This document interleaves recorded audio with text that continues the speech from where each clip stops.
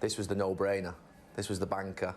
This was the one that couldn't fail. This was one that's never failed. Sack Russell T Davies. When they announced that Russell T Davies was coming back to Doctor Who, I was hyped.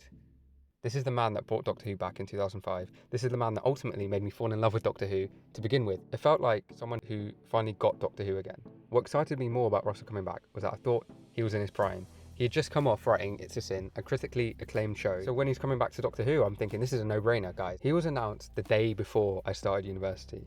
The day before. I was so hyped. I was telling everyone, whether they knew who that was or not, I was telling them. I remember vividly telling them Russell's back and someone going to me, what?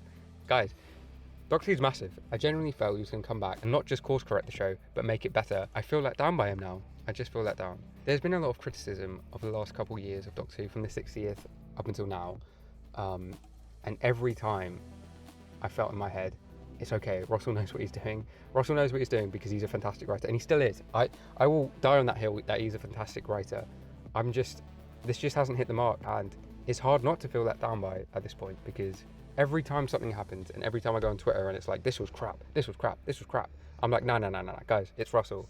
He will find a way to loop this back in, and it'll be clever, and it'll be cool. But every time I hear him speak, it's like he had no idea. It's like all his gotcha clever bits are not that clever. And it's like, bro, you changed TV in 2005 and this is the best you can come up with. I just don't believe that. I just don't believe that this is the best you can come up with. I guess we should talk about the positives, and there is positives. Ncuti Gatwa's Doctor, for me, was fantastic. Fantastic. He was charismatic. He had all the energy I wanted to see from the Doctor. He was great. He felt like the Doctor again. It finally felt like the Doctor. Some of his delivery, some of his performances. I mean, Russell said it best himself, and I hate to quote the man, but he says in the behind the scenes, there's not a single emotion Ncuti hasn't given to the Doctor. He went angry, he's got angry. He went happy, he's got happy. Sad, charismatic, all of this. He's got it all. And he acted his ass off for this role. And I'm so gutted that he was gone. It was a surprise to me. I mean, I didn't really get spoiled by anything because I tried to stay off the spoiler stuff. But guys, come on. He was so fucking good. It was just the stories we got. They felt too rushed, and they felt rushed because they're 8 episode seasons.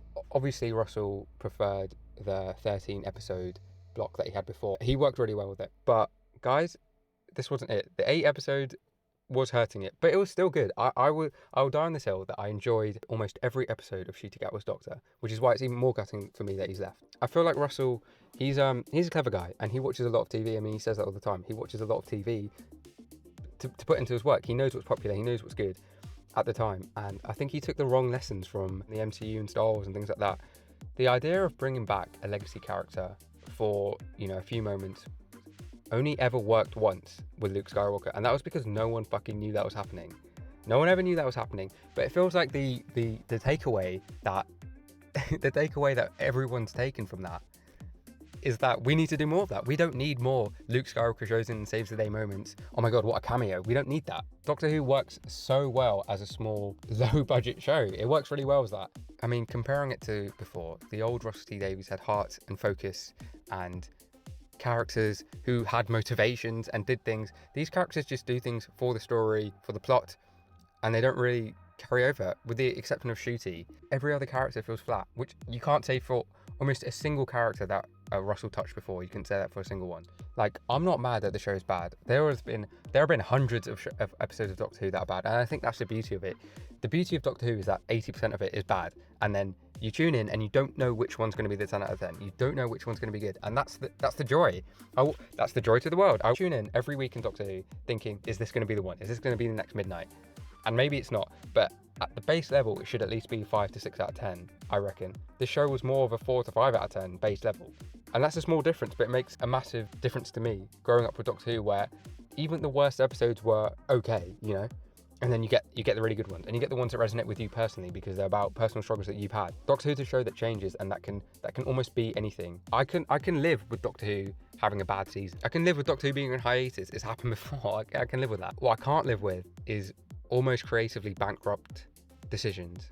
For sure, I never expected Doctor Who to be the same as it was when I was little. I don't ever expect that. I don't want it to be like that. Doctor Who has to change, and it has to be something that can inspire children now. And then children now are not like how I was 10, 20 years ago growing up watching Doctor Who. It's just not.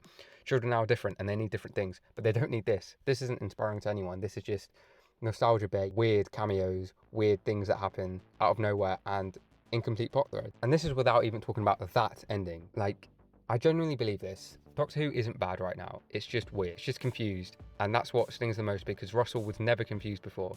He always had a plan. He always knew what he was doing. This is the problem, guys. Billy had to come back. She had to come back. And that's indicative of a wider issue, because Shooty left. The show's not renewed. You need someone there. You need a face there.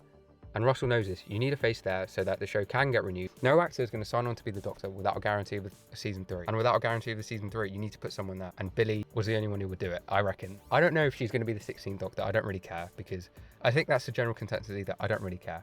She shouldn't have been there in the first place. It should never have been this bad, because we've lost a fantastic actor due to, at the end of the day, poor writing. Not really poor writing, it's poor planning. Okay, I will never, ever, ever, ever sit here and say Russell is a poor writer. Never. I mean, maybe I'm wrong. And he does actually have a plan, but it's so hard to trust him now. Throughout this entire series, I've been thinking, it's okay, he'll have a plan, he'll sort it out. When the finale of the last season aired, I was like, it's okay, guys, because this is basically the mid-season, and we're going to get the next season.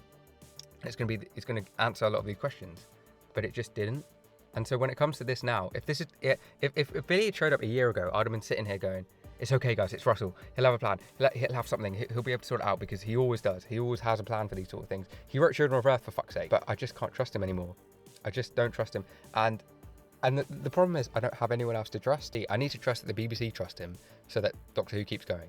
And if Doctor Who doesn't keep going, well, that's just a shame, because I don't want it to go. I don't want to go.